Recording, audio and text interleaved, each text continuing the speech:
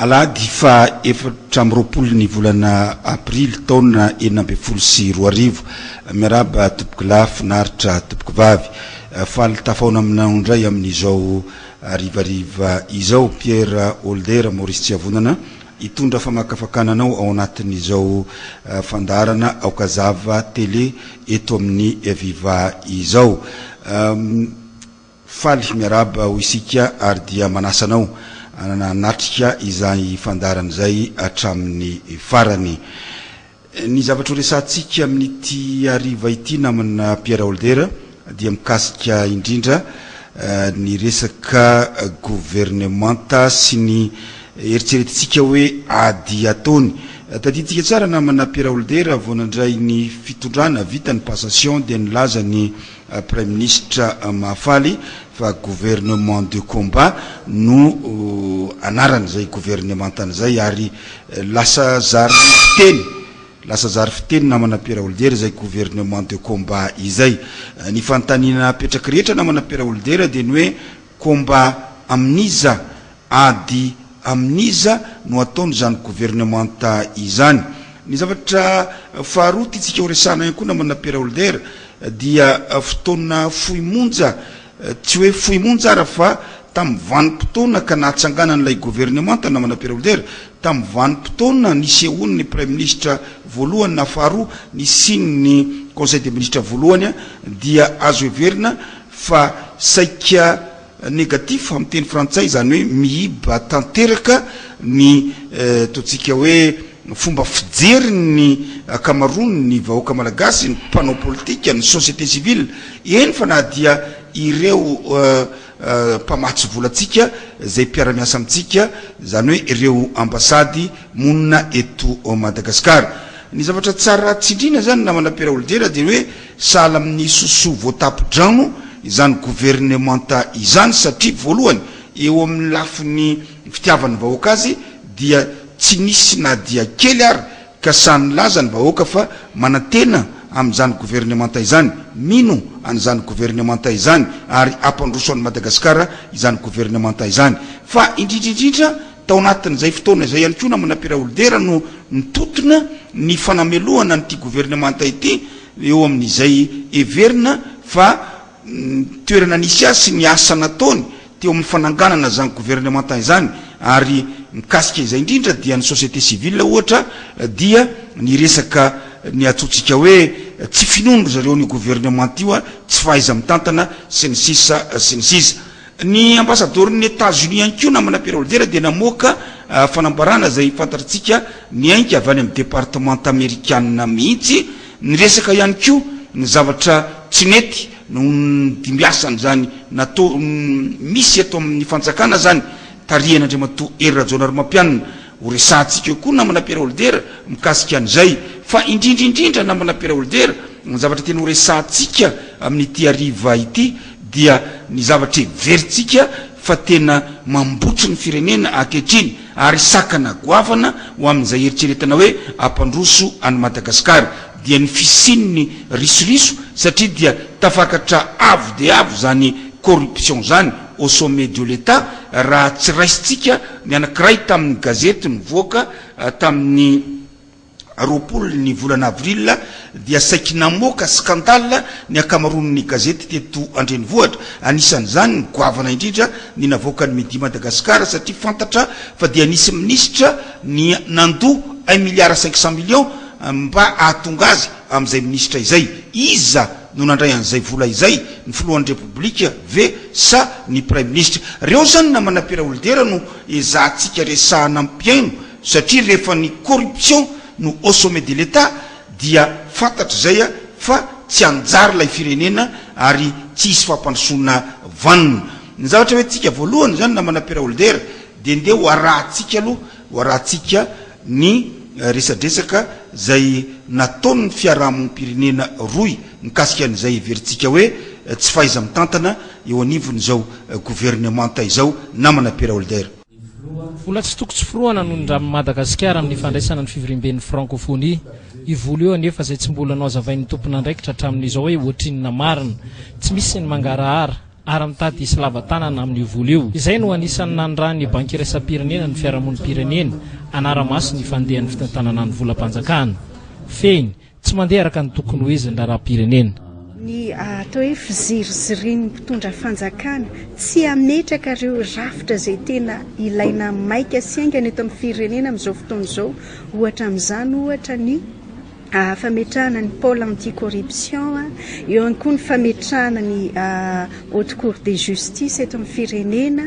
dia eo sy ireo rafitra maro samihafa zay tokony apetraka. Manoloana ihany koa ny hoe tsy fienoan'ny mpitondra zay antso sy fanairana ataon'ny société civile fa tamin'ny fanambarana nataonay moa dia nisy ny hoe ireo manodidina ny filoha ireo no manolo-tsaina toany amin'ny lalana tsy izy anazy amin'ny fampandrosoana amin'ny firenena. Raha nanantanteraka tatitra nefa ireo ministera isan'ny samy nanambara izy ireo fa nahavita hatramin'ny 100% ny andraikitra nankinina taminy. Io izay fanatsarana tena ihany hoy ny roy. 90% vitanao. Fa iza ny tsara an'izany to? Iza no nahita amin'ny indice de performance hoe ity mesurable ahafahan'ny olona miteny hoe marina ny teninao. Fa izay ny hijoronay hoe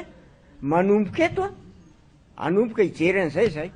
Afaka roa taona na 3 eo araka ny fanambarana ity fiarahamonim-pirenena mivondrona ao anatin'ny roa ity dia hosahirana tanteraka ny fanjakana fohibe noho ny tsy fahaiza mitantana. Io izay tsy eken'ny vahoaka ary mety hampihetsika azy ireo. Zay no hevitry ny société civile roy zay mazava tsara moa zany na manapera olodera nambarany teo fa dia misy ny tsy fahaiza mitantana sy ny sisa sy ny sisa. Tamin'ny gazety tamin'ny voaka tamin'ny andron'ny 20 avril io na manapera olodera dia betsaka ny hevitra ny voaka zany mikasika ny nambaran'ireo société civile ireo ao ny milaza fa tsy mikendry afa-tsy ny aferan'ny mpitondra. Ao kosa ny laza fa ny société civile dia sady indigné no consterné zany hoe atsapatsika zany hoe aitraiza ny fietsepony ny société civile ny vahoaka manoloana nyzany gouvernementa vaovao zany fa toy ny latsambaratra ihany koa na manapera olodera ny fitondram-panjakana misy amin'izao fotoana zao tamin'ny tatitra nataon'ny départementa américaine zay niditra lalina mihitsy na manapera olodera mikasika zay veriny zareo fa tsy voaja eto Madagasikara na manapera olodera. Raha ohatra ny vahoaka malagasy na manamoro-tsavonana ao anatin'izay vahoaka malagasy zay ny mpandrarà ny société civile ny mpanao politika moa efa mangany fotsiny raha ny malagasy dia efa fahentsika ny fitarainana satria ny malagasy ny iaran'izao tsy ny razolena iaran'izao fantrana izao iaran'izao fampitehina izao ary dia efa io hitantsika menakavy io ny fitarainany rehetrarehetra amin'izao fomba fitondrana izao fa efa fahentsika hatrany ivelany koa na manamoro-tsavonana ireo feo avy any ivelany zay mibedy mitrerona ny mpitondra malagasy eo amin'ny fomba fitantanana ity firenena ity. Raha tsy teny afa-tsy ny tamin'ny ity ny voaingakaingana atao anatin'ny volana vitsivitsy tsaroantsika raha nisy ny fifampiarabana tratry ny taona teny avoloha ny zokula na ny doyen ny corps diplomatique dia efa nananatra ny teny ny mpitondra hoe or-mpitondra mba amboary le fitantananareo fa raha za zao ny mpitondra zay fomba diplomatika ny tenenany azy raha za zao ny mpitondra dia soroky ny fako raha za zao ny mpitondra dia karakaraiko ny zao zany hoe fibedesana mpitondra hoe ry mpitondra malagasy ino ny ty ataonareo mbola tsy ela ihany koa no efa nandrenesantsika hatrany amin'ny banque mondiale sy ny FMI ny laza fa hoe ry mpitondra malagasy tsy mahay manao budget nareo amboary ny équilibre budgétaire nareo zany hoe fibedesana no azo nyty fitondranana malagasy ankehitriny ity enontsika avy any amin'ny anivelan'ny amerikanina mbola tsy ela no ny teny hoe ry mpitondra malagasy aizaho aiza le fitsarana sy fanadiadiana mikasika ny daroka nataon'ny mpitandro amin'ny filaminana ny Jean Pierre teny Akatso fa voatam'ty herinandro ty indray na manamoro-tsavonana no nandrenesatsika fibedesana ny tena marina fitreronana ny tena marina fa amin'ny diplomatie moa misy fomba fitenenana antsona diplomatika fa izany fibedesana zany dia avy any amin'ny départementa mpanjakana amerikanina zay milaza momba ny fitantanana eto Madagasikara. Ary le fomba vakitsika zany filazan'ny Américains izany ao anatin'ity fanambaran'ny Américains ity de milaza hoe les États-Unis ont soutenu et continueront de soutenir toutes les parties prenantes qui se battent pour améliorer la redevabilité gouvernementale, qui défendent les libertés civiques fondamentales telles que le droit de protester paisiblement et de s'exprimer sans peur d'un emprisonnement et qui luttent contre l'impunité de ceux qui violent ces règles. Nous exhortons fortement le gouvernement et les citoyens de Madagascar à travailler ensemble pour renforcer la démocratie et l'état de droit dans toutes les régions du pays et pour s'assurer que chacun à Madagascar jouisse des avantages politiques, économiques et sociaux d'une démocratie en bonne santé. Rasomari fitintsika kely amin'ny teny malagasy zay na manamora savonana de hoe États-Unis de nanoana trany ary mbola anohana zay rehetrarehetra miady tena miady mba hanatsarana zany hoe asa sy vokatra tokony atolotry ny gouvernemanta izany ho an'ny vahoaka ny dikany ary zay miady zay miaro ny fahalalahana fototra ananan'ny vahoaka tahaka ny zon'ny vahoaka hitaraina ampilaminana tahaka ny zon'ny vahoaka amoaka ny heviny tsisy tahotra ny fisambotsamborana na fanagadrana zany hoe ireo zay miady anohitra ny tsy maty manota indrindra ireo zay mandika izany lalàna sy fepetra izany ary de zay Américains hoy ity fanambaran'ny département Américain ity de miantso amin'ny erina rehetra ny gouvernemanta sy ny vahoaka malagasy mba hiasa mba anamafisin'orina ny demokrasia eto Madagasikara anamafisin'orina n'izany fanjakana tandalana zany amin'ny faritra rehetrerany Madagasikara ka mba hafahany tsirairay mioty ny vokatra zany hoe tombontsoa politika, tombontsoa ara-toe-karena ary tombontsoa ara-tsosialy zany ateraka zany hoe demokrasia tena salama tsara zany. Zay na manamora savonana ny fanambaran'ny fanjakana Américains zany hoe ny dikan'izany de tsotra. Voalohany tsisy an'ireo eto Madagasikara zany, tsisy demokrasia, tsisy fanjakana tandalana, tsisy an'izany hoe fanajana ny feon'ny vahoaka malagasy manontolo, tsisy an'izany hoe fiedina mba hahafahan'ny malagasy midioka ny vokatra sy ny tombontsoa azo amin'izany hoe